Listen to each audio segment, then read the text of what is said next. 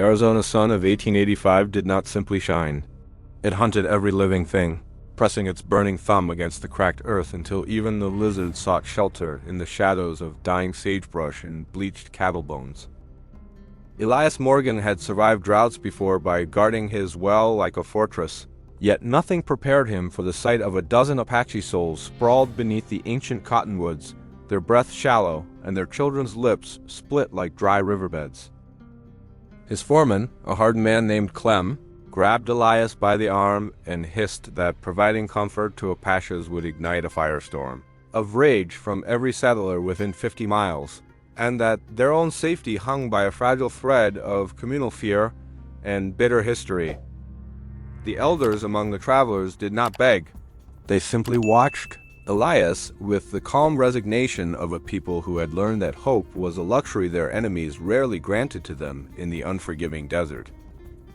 Elias stood frozen between the burning judgment of his own kind and the silent, unbearable truth that refusing water would make him no different from the merciless land that was already swallowing these families, whole beneath the pitiless Arizona sky.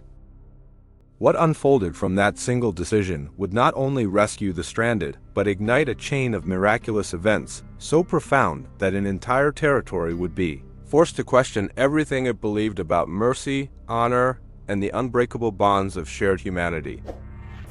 Elias ordered the heavy barrels rolled from the wagon, and as the first cup of cool water touched the cracked lips of an Apache grandmother, a collective gasp of outrage rippled through the ranch hands who feared they were witnessing an act of unforgivable betrayal against their own community. Ignoring the mutters, Elias knelt in the dust and helped a small boy drink. Noticing the child's fingers were so weak that he had to hold the cup steady, a moment of intimacy that dissolved the imaginary boundary between rancher and so-called enemy into a puddle of common need. By nightfall, the travelers had been given blankets, stew, and a safe patch of ground under a mesquite grove, while Elias sat alone on his porch, listening to the distant rumble of disapproval, already rolling toward town like a thunderstorm of accusation and threatened violence. The Apache elder, a woman named Nasha, approached Elias before dawn and spoke in halting English, telling him that his kindness was a rare seed planted in poisoned soil,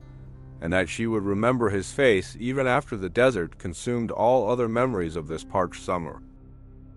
Within days, townsfolk began boycotting Elias's cattle and whispering that his ranch should be burned. Yet each morning he found himself staring at the empty cottonwood grove, strangely certain that the world had realigned itself in ways he could not yet understand or articulate.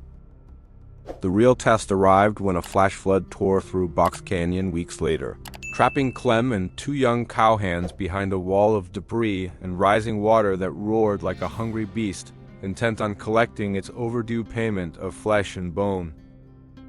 Every able-bodied man in the county gathered at the canyon mouth, but the treacherous rocks and swirling currents defeated every rescue attempt, leaving the townspeople to simply stand with hats in their trembling hands, already mourning the men they could hear, shouting faintly from the darkness beyond. Word reached the Apache settlement through unseen channels, and Nasha did not hesitate even for a heartbeat, gathering her most skilled trackers who knew that the canyon held secret pathways older than memory, routes that no white map had ever recorded or even imagined.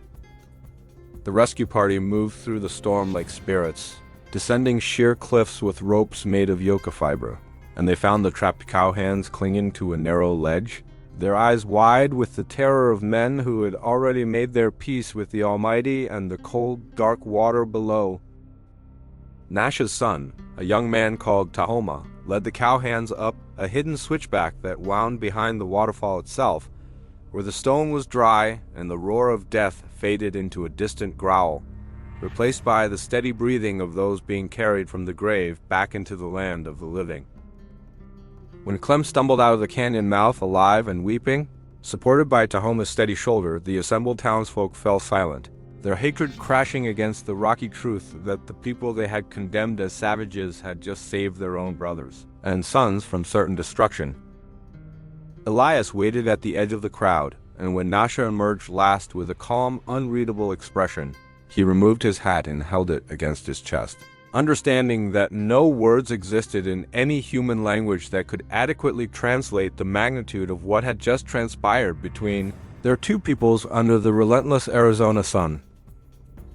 The same sheriff who had warned Elias that helping Apaches could get him hanged now stepped forward and publicly shook Tahoma's hand, a gesture so simple yet so seismic that old women in the crowd began to weep, sensing that an ancient wall had just received its first irreparable crack. In the weeks that followed, trade began tentatively between the town and the Apache community, first with small exchanges of blankets and tools, and then with something far more precious and rare, genuine conversations conducted not in fear, but in the halting, hopeful language of new understanding. Elias and Nasha arranged a gathering at his ranch where elders from both sides shared meals of venison and cornbread. And for the first time in decades, the laughter of Apache children mingled with the laughter of settler children around the same cottonwood trees that had once witnessed only sorrow and suspicion. The Cattlemen's Association, which had threatened to shun Elias, instead invited Tahoma to teach them the hidden trails through the mountains, recognizing that survival on the frontier depended not on isolation but on the wisdom that the Apache people had, carried across those harsh lands for generations beyond counting. A schoolteacher from back east who had come to the territory to escape her own past wrote to a newspaper in Chicago, describing the transformation as proof that even the deepest hatred could be undone by one rancher's stubborn refusal to let human beings die in the dust at his feet. Elias never sought recognition, and whenever traveling journalists arrived to interview him, he simply pointed toward the well where the first cup of water had been drawn, insisting that the hero of the story was not a man, but the moment when a choice had been made to see a thirsty enemy as a thirsty neighbor instead. Nasha and Elias grew old in the same valley, their friendship becoming a living monument to the idea that the West was not only carved by gunpowder and greed, but also by quiet acts of defiance against the tyranny of cruelty and the seductive lie that some lives matter less than others in the grand accounting of human worth.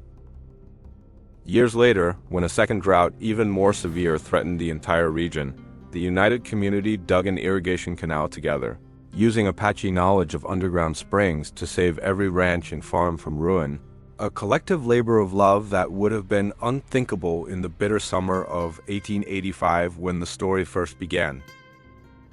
The canal was named Nasha's gift by a vote of the town council, and on the stone marker they carved not just the name, but a single word in Apache that meant water shared is life multiplied, a truth that echoed far beyond the dusty streets of that small Arizona settlement.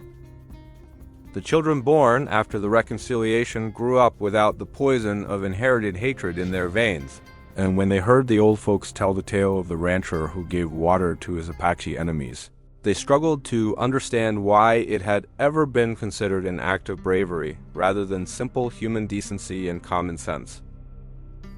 To this day, the descendants of Elias and Nasha still gather at the old cottonwood grove every summer solstice, sharing a meal and remembering the fragile thread of water that once connected two worlds and wove them into a single cloth strong enough to hold an entire community safely through every subsequent storm. This story, whispered across the frontier and now carried into the digital age, stands as an eternal testament to the transformative power of looking past fear and recognizing that the person gasping in the dust before you is not an enemy but a chapter in your own unfinished story of redemption. If this remarkable tale of unexpected mercy and enduring friendship has touched something deep within your heart, then kindly press the like button and subscribe to West Old Stories Official so you never miss another inspiring saga from the untamed and ever-surprising American frontier.